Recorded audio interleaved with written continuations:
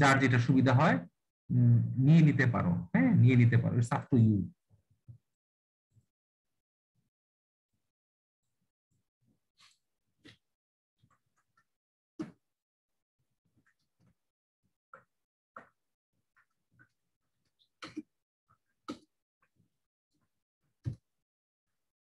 আমি মিড টার্মের টপিক দিচ্ছি কারণ আমরা এখন পড়বো মিড টার্মের জন্য প্রিপারেশন দিব। হ্যাঁ, ক্লাসের প্রথমে যদি আমরা টপিক গুলো দিয়ে দেই তোমাদের বুঝতে সুবিধা হবে যে কি কি এই সেমিস্টারে বা এই মিডের সময় কি কি পড়ানো হবে এবং কোন কোন টপিক গুলো থেকে কোশ্চেন আসতে পারে ধারণা পেয়ে যাবে। তো আমি সবসময় কি করি, প্রথম ক্লাসে একটা ব্রিফ ধারণা দিয়ে দেই যে আমরা মিড টার্মে এই টপিকস গুলো নিয়ে স্টাডি করব, এখান থেকে জানার চেষ্টা করব।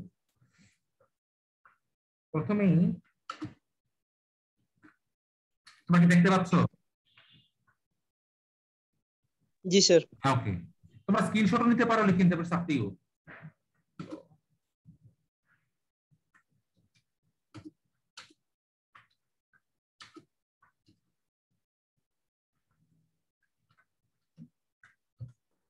স্যার আমাদের ক্লাসের ভিডিওগুলো কোথায় দেওয়া হবে?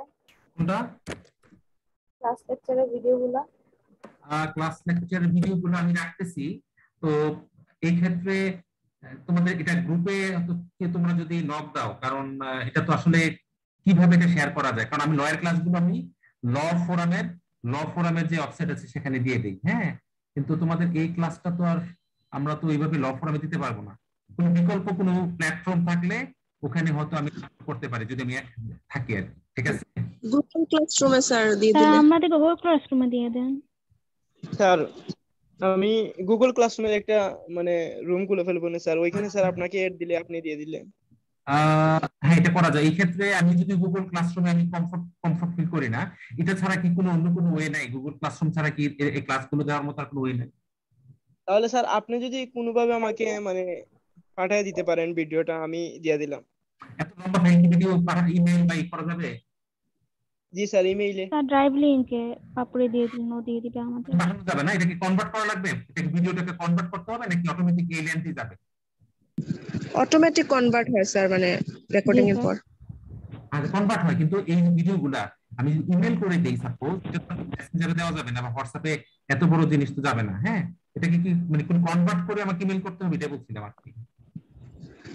মেইলে তো স্যার এত বড় ভিডিও যাবে না, ইমেইলে দিলে স্যার আপনাকে মানে ড্রাইভের মাধ্যমে শেয়ার আচ্ছা করতে ঠিক আছে, ঠিক আছে, পাপ্পু তাহলে আমার সাথে পার্সোনালি কমিউনিকেশন করিও, তাহলে আমি এটা কিভাবে তোমাদের ভিডিওগুলো পৌঁছানো দেওয়া যায় একটা চেষ্টা করব, যাতে ক্লাসগুলো তোমাদের পৌঁছে দেওয়া যায়। একটা না একটা হয়তো বের করবো। হ্যাঁ, টেনশন নিও না। ওকে, আর টাইম টু টাইম তোমাদেরকে বিভিন্ন ম্যাটেরিয়ালস আমি সরবরাহ করবো। পিডিএফ ফাইল হতে পারে, ওয়ার্ড ফাইল হতে পারে, প্রেজেন্টেশন হতে পারে, বিভিন্ন ম্যাটেরিয়ালস আমি গ্রুপে শেয়ার করব, তোমাদেরকে দিব, তোমরা প্রিন্ট আউট করে নিতে পারো, মোবাইলে রাখতে পারো, টাইম টু টাইম দিতে থাকবো, ডোন্ট ওয়ারি।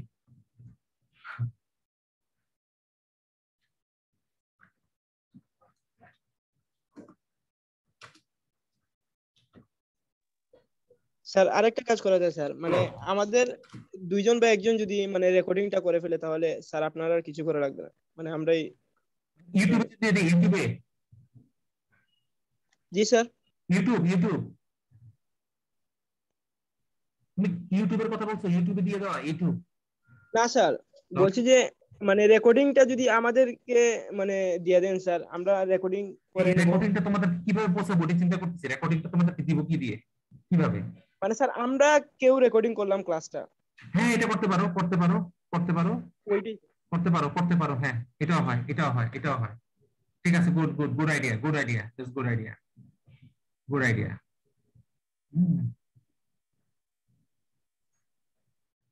অথবা আমি আমার কিন্তু আলাদা চ্যানেল আছে ইউটিউবে, বুঝছো? ওখানে আমি সাময়িকভাবে আপলোড করে দিতে পারি। কারণ ইউটিউব তো তোমরা দেখো, ইউটিউবে কিন্তু আমার চ্যানেলে আমি অনেক সময় আপলোড করে দিই। যদি ওটা হয় আমি ভিডিও আপলোড করে লিংকটা তোমাদেরকে জাস্ট দিয়ে দিলাম, সবাই জাস্ট ইউটিউবে দেখে ফেলো, এটাও হয়। স্যার ইউটিউবেই দেন। হ্যাঁ তাইলে স্যার ইউটিউবে দিয়ে দেন স্যার। এটাই ভালো হবে। আচ্ছা হ্যাঁ, আমি ইউটিউবে ক্লাসগুলো আপলোড করব, এই লিংক দিয়ে দেবো কোন ক্লাসে কি, তোমরা ইউটিউব থেকে দেখে ফেললা, শেষ। ওকে ঠিক আছে, ওকে। অ্যাডভান্টেজ ডিসঅ্যাডভান্টেজেস অফ ল, এটা একটা টপিক, এগুলো আমরা জানবো। প্রথম বেসিক জিনিসগুলো আমরা জানার চেষ্টা করব।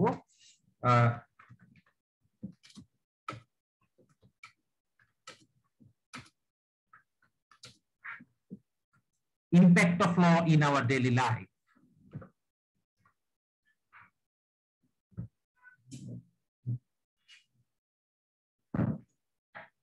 Impact of law in our daily life, এটার সাথে আমরা চাইলে একটা জিনিস আমরা রাখতে পারি, তোমাদের কাজে দিবে।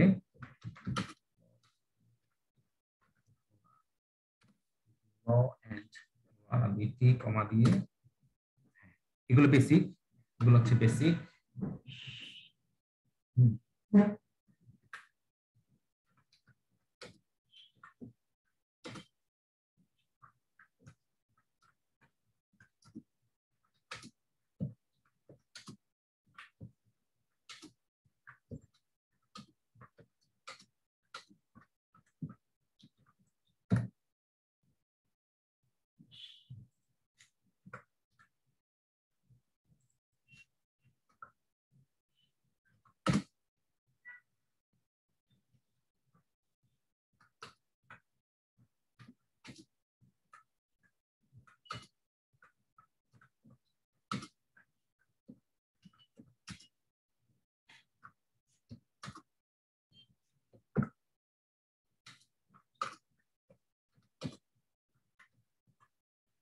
ওকে, আমরা তো 30 মার্কের মিড টার্ম নেই। 30 মার্কের মিড টার্মে সাধারণত 3টা কোশ্চেনে আনসার করতে হয়, হ্যাঁ, লতে যেটা করি।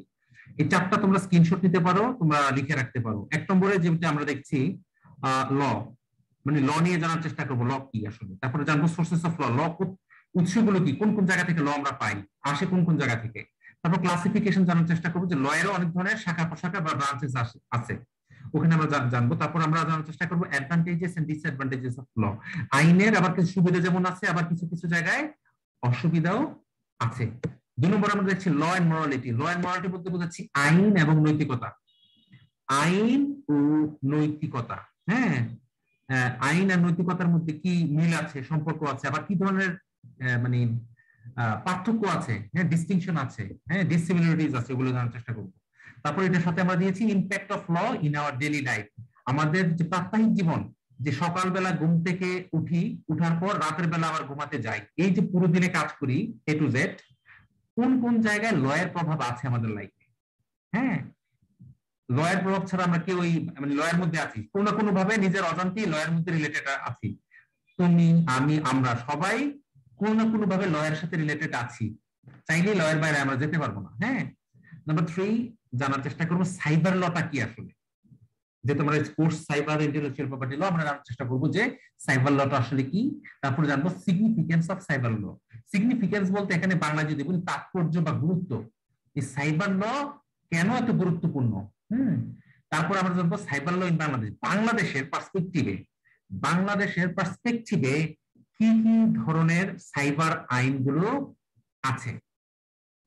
সাইবার আইন তো কনসেপ্ট আছে, কিন্তু বাংলাদেশে কি কি ধরনের সাইবার ল গুলো ব্যবহার হয়, কি কি ধরনের বিষয়গুলো আসে, হ্যাঁ। তারপর এটার সাথে অ্যাড করে দিলাম সাইবার ক্রাইমস ইন বিডি বলতে বাংলাদেশ, এটা অ্যাড করে নাও। কি কি সাইবার ল বাংলাদেশে আছে, পাশাপাশি আমরা দেখব যে cyber crimes in Bangladesh. Cyber crimes in বাংলাদেশে কি সাইবার অপরাধগুলো হচ্ছে, হ্যাঁ, কি কি আইন আছে, এগুলো নিয়ে একটু জানার চেষ্টা করব, বোঝার চেষ্টা করব। লাস্টে যেটা দিয়েছি আইসিটি অ্যাক্ট, তোমরা হয়তো অনেকেই এটা নাম শুনেছো, আইনটার নাম। আইসিটি অ্যাক্ট কে পুরোপুরি ভাবে বলা হয় information communication technology act 2006। Bangladesh সরকার 2006 সালে চমৎকার একটি আইন করেছিল প্রণয়ন, আইসিটি যোগাযোগ ও তথ্য প্রযুক্তি আইন, বাংলা বলা হয়। তারপরে একটা চরম একটা খুবই একটা গরম একটি আইন ডিজিটাল সিকিউরিটি অ্যাক্ট 2018। এই আইনটার নাম তোমরা শোনার কথা, তোমরা যারা এই ফিল্ডে আছো। এবং এই আইনে কিন্তু অনেক পত্র পত্রিকায় মিডিয়াতে আমরা নিউজ পাই যে মামলা হয়ে গিয়েছে, অনেকে অ্যারেস্ট হয়। ডিজিটাল সিকিউরিটি, ডিজিটাল নিরাপত্তা আইন 2018 এবং অন্যান্য যে cyber related, computer related rules regulation law আছে, এগুলোকে আমরা জানার চেষ্টা করব। ঠিক আছে, তো এইগুলো ছিল বিষয়। তো আমি যদি তোমাদের একটু প্রশ্ন করি যে তোমাদের কাছে কি মনে হয় আইন আসলে জিনিসটা আসলে কি, কেউ একজন বলতে পারো আইন জিনিসটা আসলে কি, বলতে পারো কেউ? নিজের মতো করে যে কোনো একজন ট্রাই করতে পারো যে লটা আসলে কি, তোমার কাছে কি মনে হয় ল আসলে কি? মানে স্যার কোনো একটা জনগোষ্ঠী বা কোনো একটা সমাজের জন্য কিছু নীতি নির্ধারণ বিষয় যেগুলোর মাধ্যমে ওই সমাজ বা জনগোষ্ঠীটা মানে সুন্দরভাবে পরিচালনা হবে। আচ্ছা, গুড গুড গুড। তুমি আইনের ছাত্র না, তারপর আইনের মতো করে বলার চেষ্টা করেছো। তুমি আইনের ছাত্র নহে, তারপর তুমি চেষ্টা করেছো, তোমাকে অসংখ্য ধন্যবাদ। আহ তুমি লাইন মতো গিয়েছো, যদিও এদিক সেদিক হয়েছে, তারপরে তো কিন্তু তুমি যথার্থই তোমার প্ল্যাটফর্ম ঠিক ছিল। আইন আর কিছুই না, সহজ ভাষায় সিম্পল ওয়ার্ডে বলতে পারি সাম রুলস এন্ড রেগুলেশন। আইন বলতে আসলে হচ্ছে নিয়ম কানুন, বিধিবিধান। বাংলায় যদি বলি নিয়ম কানুন, বিধি বিধান, রুলস রেগুলেশন। কি করে এই রুলস রেগুলেশন যা মানুষকে নিয়ন্ত্রণ করে, মানুষের বিহেভিয়ার, মানুষের কোড অফ কন্ডাক্ট, মানুষের আচার আচরণ, অ্যাক্টিভিটিস, কার্যক্রম, চলাফেরা, সকল কিছুকে যে বিধি বিধানের মাধ্যমে পরিচালিত করা হয়, নিয়ন্ত্রিত করা হয়, সেই সব নিয়ম কানুনকে আমরা আইন বলি সহজ ভাষায়। ল কিছুই না। আমি যদি একটু ইংলিশে আমার মতো করে একটা ডেফিনিশন দেই, law means some rules and regulation which regulates and controls the internal and external behavior of a human being.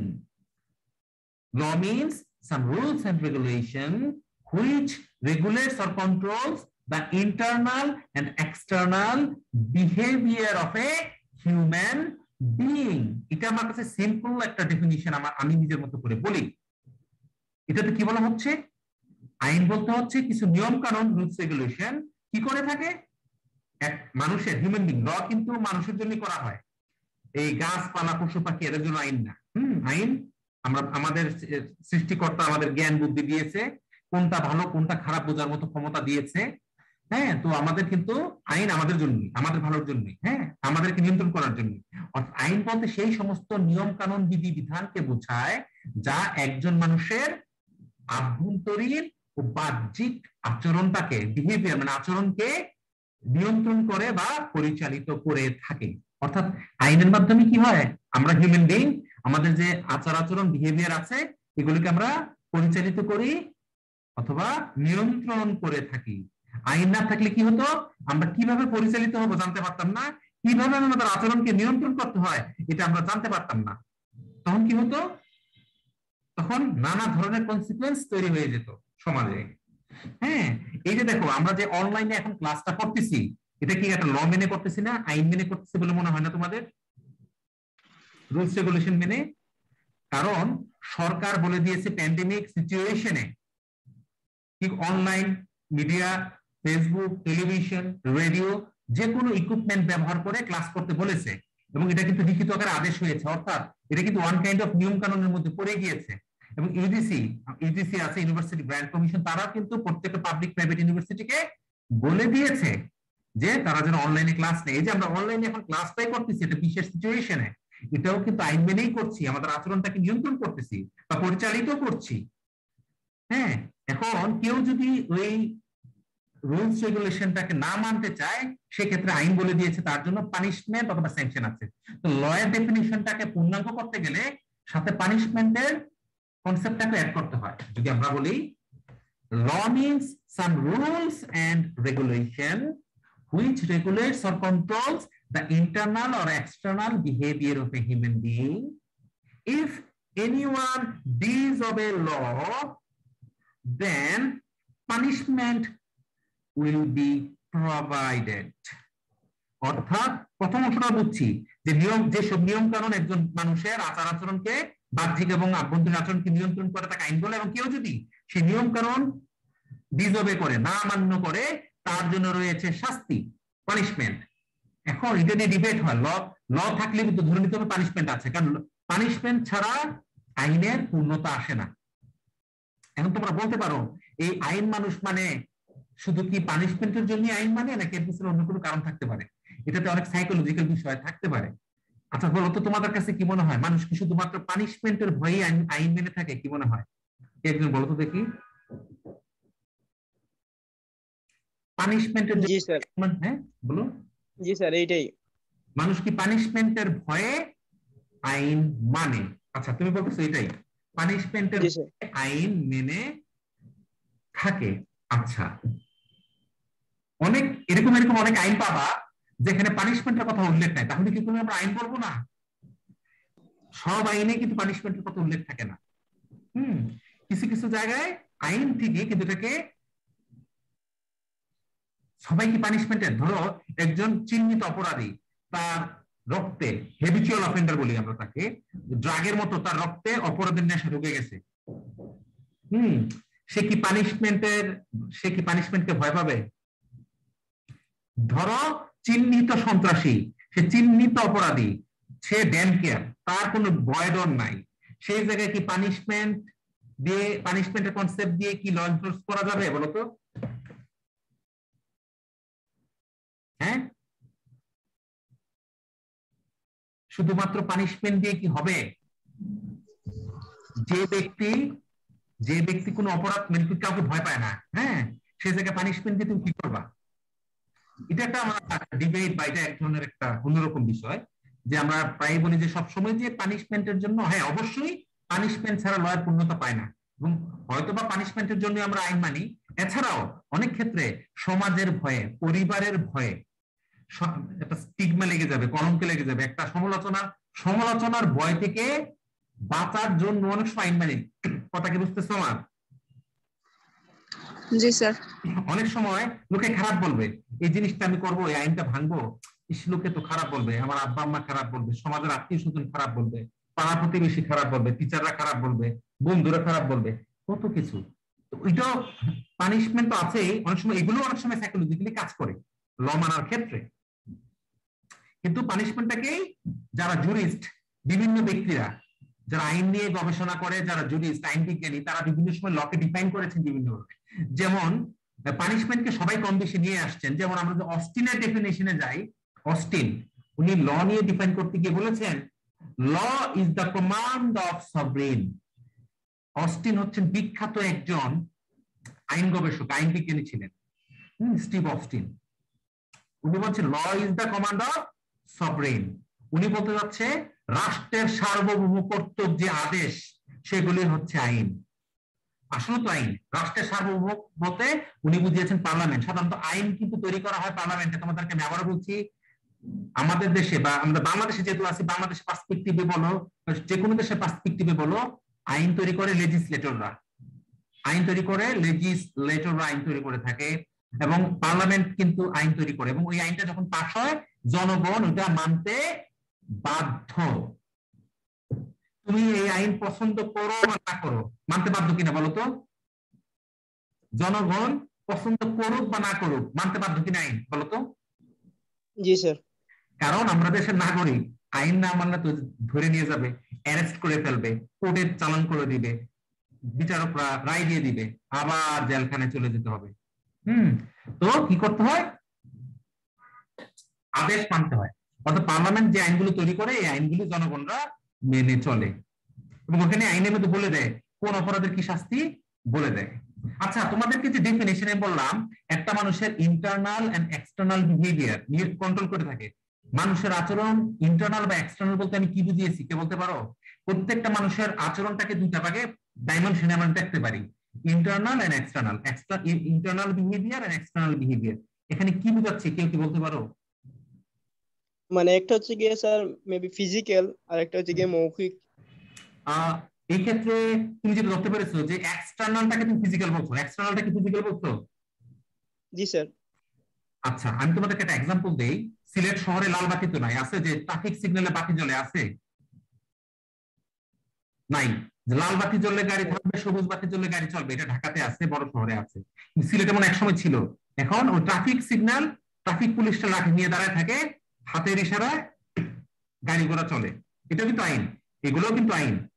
Traffic rules, traffic ordinance, traffic law বাংলাদেশে আছে, ওখানে বলে দিয়েছে লাল বাতি জ্বললে গাড়ি থামাইতে হবে, সবুজ বাতি যখন জ্বলবে গাড়ি চালাতে হবে, বা ট্রাফিক পুলিশ যখন সিগন্যাল দিবে ট্রাফিক পুলিশের সিগন্যাল মানতে হবে, না মানলে পানিশমেন্ট হবে, দণ্ড হবে। সাপোজ আমি গাড়ি চালিয়ে যাচ্ছি, রাস্তায় যখন দেখবো লাল বাতি জ্বলে আছে, আমি কি ব্রেকে চাপ দেওয়া উচিত নাকি অ্যাক্সিলারেটরে চাপ দেওয়া উচিত, কে বলো তো? আমি কি ব্রেক স্যার, ব্রেক, ব্রেকে চাপ দিব নাকি অ্যাক্সিলারেটরে চাপ দিব? ব্রেকে স্যার। কেন ব্রেকে চাপ দিব? কারণ ওইটা যেহেতু স্যার লাল বাতি, সো ওইখানে আমাকে স্টপ করতে হ্যাঁ, হবে। রেড লাইট জ্বলছে, সিগন্যাল দিয়েছে, তাই না? আইনে বলে দিছে লাল বাতিতে যদি কেউ গাড়ি না থামায় তাকে পানিশমেন্ট দেওয়া হবে, তার লাইসেন্স বাতিল হতে পারে, তাকে অর্থ জরিমানা করা হতে পারে, গাড়ি নিয়ে যেতে পারে, বিভিন্ন ধরনের পানিশমেন্টের প্রভিশন আছে। এই যে লাল বাতি জ্বলতেছে, এখন অনেক উত্তেজনার বসে এরকম আছে ইয়ং জেনারেশন, ব্রেকে চাপ দিতে যায় অ্যাক্সিলারেটরে চাপ দিয়ে দিছে, এরকম অনেক দেখছি।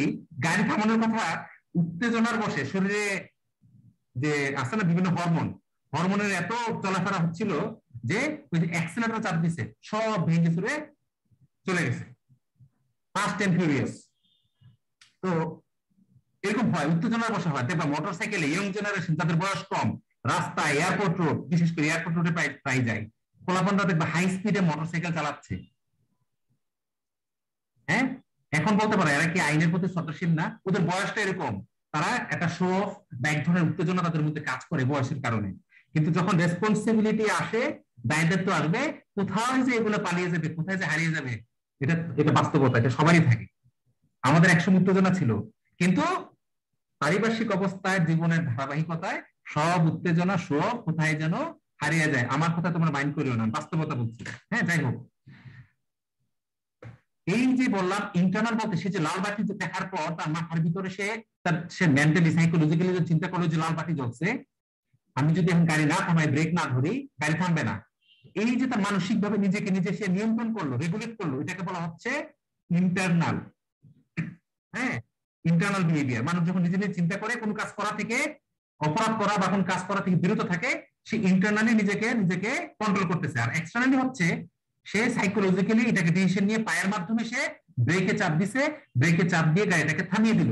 দ্যাট মিনস একই সাথে কিন্তু ইন্টারনাল এবং এক্সটার্নাল মানুষ দুই ভাবেই কিন্তু নিয়ন্ত্রণ হয় আইনের দ্বারা।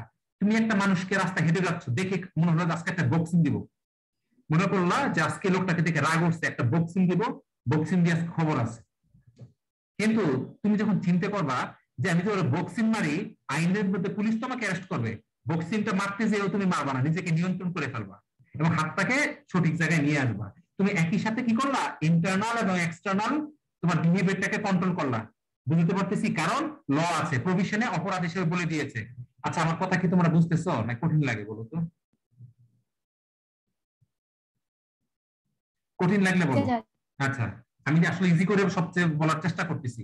দ্যাট মিনস প্রত্যেকটা মানুষ ল মানার জন্য, লর প্রভিশন গুলো ফলো করার জন্য নিজের ইন্টারনাল এবং এক্সটার্নালকে বিহেভিয়ারকে কন্ট্রোল করে। যা ইচ্ছা তাই করা যাবে না।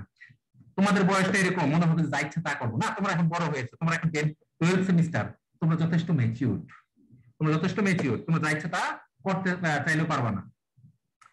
এখন এখানে কি বলবে, বিবেক বাধা দিবে, আইন বাধা দিবে না বিবেক বাধা দিবে। এটাও আর চমৎকার আলোচনা, আইন বাধা দিবে না বিবেক বাধা দিবে নাকি নৈতিকতা বাধা দিবে। এটা চমৎকার একটা এক ধরনের কনফিউশন তৈরি হয় মানুষের মাথায়। আবার ধর্মের কথা আমরা বলি না, ধর্ম,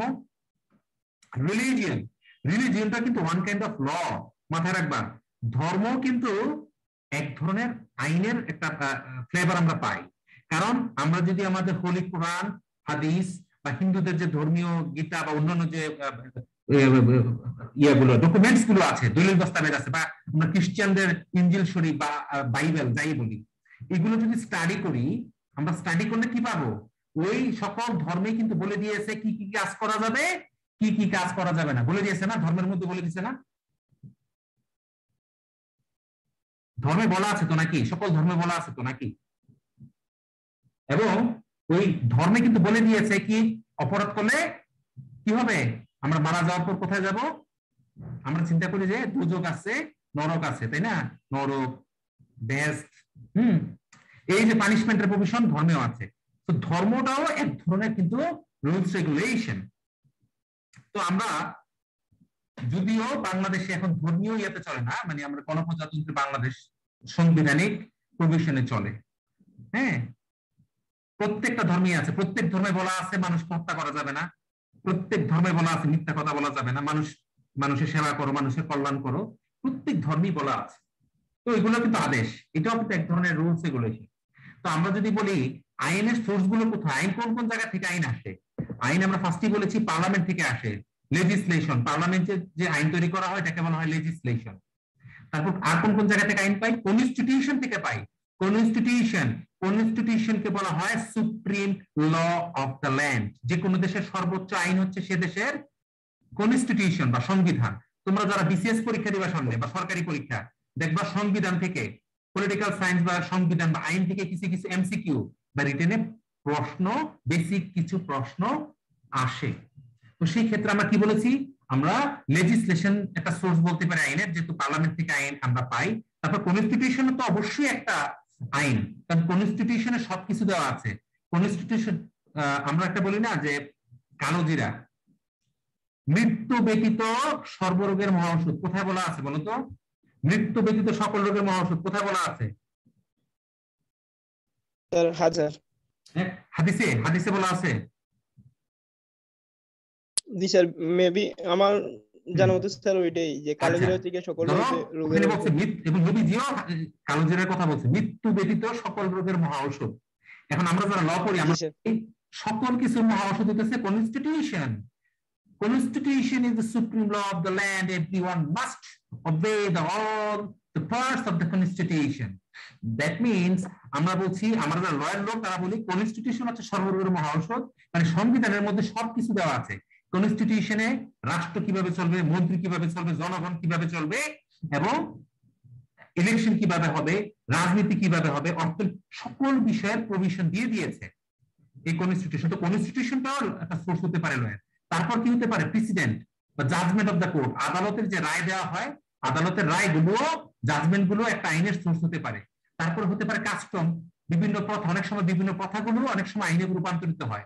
অনেক বছর ধরে একটা প্রথা চলে আসতেছে, এটা একসময় আইনের মতো রূপান্তর হয়ে যায়, কাস্টম, এগুলো। তারপর জুরিস্টিক ওপিনিয়ন, বিভিন্ন অভিজ্ঞ ব্যক্তিদের মতামত, এগুলো সোর্স অফ ল হতে পারে। এবং তোমাদেরকে আমি একটা রেফারেন্স দেই, লয়ের ডেফিনেশন তোমরা পাবা আমাদের বাংলাদেশের যে কনস্টিটিউশন আছে, বাংলাদেশের কনস্টিটিউশনের আর্টিকেল 152 152 অনুচ্ছেদ এবং আর্টিকেল 111 দুইটা একসাথে পড়বা, ওই দুইটায় লয়ের ডেফিনেশন দেওয়া আছে। তোমরা যদি খুঁজে গুগলে সার্চ দিলে অ্যাভেলেবেল পাবা। তোমরা যদি article 152 of the constitution of Bangladesh লিখে সার্চ দাও, ওই আর্টিকেল 152 পড়বা, পড়ে দেখবা ওখানে লয়ের ডেফিনেশন খুঁজে পাবা। তারপরে 111 আর আর্টিকেল 111 তো লয়ের ডেফিনেশন দেওয়া, মানে ওটাকে লয়ের সাথে সাপ্লিমেন্ট করে অ্যাড করে বলা হয়। তারপর আমরা যদি বলি, তোমরা যেমন এখন সিএসসি পড়তেছো, সিএসসি এর কিন্তু বিভিন্ন ধরনের হয়তো ক্লাস বা শাখা প্রশাখা থাকতে পারে, ঠিক তেমনি আইনের বিভিন্ন ধরনের শাখা প্রশাখা বা ক্লাসিফিকেশন আছে। যেমন সিভিল ল, ক্রিমিনাল ল। কেউ হয়তো জায়গা জমি, মাথায় রাখবা, কেউ হয়তো জায়গা জমি নিয়ে আর অধিকার নিয়ে মামলা করতে চায়, সেখানে সিভিল ল মানে দেওয়ানি আইন, দেওয়ানি আইনগুলো ফলো করতে হবে। কেউ হয়তো চুরি, ডাকাতি, খুন খারাপি বা ধর্ষণ, নারী নির্যাতন, এই ধরনের প্রভিশন গুলো নিয়ে কাজ করে, তারা কি করবে? ক্রিমিনাল ল নিয়ে কাজ করবে, মানে ফৌজদারি, বাংলা বলা হয় ফৌজদারি আইন, ইংলিশে বলা হয় criminal law. That means civil law কাজ করে ল্যান্ড, মানুষের রাইট, প্রপার্টি, এ রিলেটেড বিষয়, আর ক্রিমিনাল ল গুলো কাজ করে থাকে মানুষের যে ফৌজদারি মারাত্মক অপরাধ যে সংঘটিত হয় এগুলো নিয়ে। এর বাইরেও আরো বিভিন্ন ধরনের ক্লাসিফিকেশন আছে, ডোমেস্টিক ল, ইন্টারন্যাশনাল ল, আন্তর্জাতিক আইন আছে, ডোমেস্টিক ল আছে। তারপরে আমরা যদি দেখি অ্যাডমিনিস্ট্রেটিভ ল, প্রশাসনিক আইন। তারপরে কোম্পানি ল, কোম্পানি পরিচিত হওয়ার জন্য কোম্পানি ল আছে। পরিবেশকে রেগুলেট করার জন্য আছে এনভায়রনমেন্টাল ল। ঠিক সাইবার ওয়ার্ল্ডকে রেগুলেট করার জন্য আছে সাইবার ল। ইন্টেলেকচুয়াল প্রপার্টিকে রেগুলেট করার জন্য আছে ইন্টেলেকচুয়াল প্রপার্টি। এরকম অনেক ডাইমেনশন, অনেক শাখা প্রশাখা, ক্লাসিফিকেশন তোমরা খুঁজে পাবা। এই সমুদ্র রেগুলেট করার জন্য ল অফ দ্য সি আছে, এক রাষ্ট্র আরেক রাষ্ট্রের সাথে কিভাবে সমুদ্র সীমা করবে, এগুলো আছে, অনেক ক্লাসিফিকেশন আছে। এবং আমরা একসময় জানার চেষ্টা করবো আইনের সুবিধা অসুবিধাগুলো নেক্সট ক্লাসে জানবো, এবং আইন নৈতিকতা নিয়ে প্রশ্ন আমরা করব। এইবার তোমাদের কাছে একটা প্রশ্ন করি, সাপোজ এরকম একটা আইন করে দিয়েছে যেটা হোমোসেক্সুয়ালিটিকে সাপোর্ট করে। হোমোসেক্সুয়ালিটিকে আমরা বাংলায় বলি ধরো সাপোজ সমকামিতা, যদিও বাংলাদেশে এটা নিয়ে এখনো পর্যন্ত কথা ওঠে নাই। সাপোজ তোমরা তো সবাই হোমোসেক্সুয়ালিটি সম্পর্কে ধারণা আছে নাকি? ধারণা আছে কারো? ধারণা আছে? জি স্যার। হোমোসেক্সুয়ালিটি হচ্ছে সমকামিতা, তাই না? বাংলায় বলি সমকামিতা।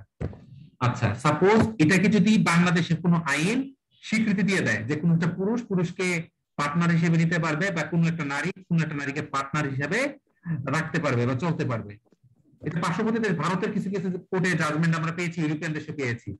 এরকম যদি আইন হয়, এটাকে তো আমরা কিভাবে মূল্যায়ন করবো, এটা নিয়ে একদিন আমরা ক্লাসে ডিসকাস করবো। এবং এটা নিয়ে এক চমৎকার ডিবেট হয়েছিল।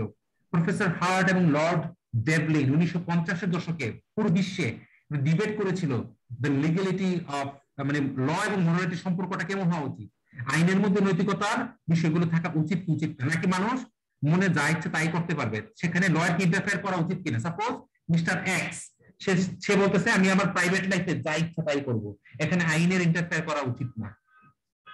আমি যা ইচ্ছা লাইফে যার সাথে যা ইচ্ছা তাই করবো, এখানে লয়ার কোনো কিছু ইন্টারফেয়ার করা উচিত না। এটার একটা ডাইমেনশন আছে, এটা আমরা পরবর্তীতে দেখবো। তো আজকের ক্লাসটা আমরা এখানেই শেষ করছি। নেক্সট ক্লাসে কিছু তোমাদের ডকুমেন্টস বা ম্যাটেরিয়ালস দিব। এই রিলেটেড কারো কোশ্চেন থাকলে হোয়াটসঅ্যাপ বা মেসেঞ্জারে আমাকে নক দিও, ঠিক আছে? আমি তো ফেসবুকে আছি, হোয়াটসঅ্যাপে আছি নাম্বারে। তো আজকের ক্লাসটা এখানেই শেষ করছি। ধন্যবাদ সবাইকে। হ্যাঁ, থ্যাংক ইউ। আসসালামু আলাইকুম। ওয়ালাইকুম আসসালাম, থ্যাংক ইউ সো মাচ।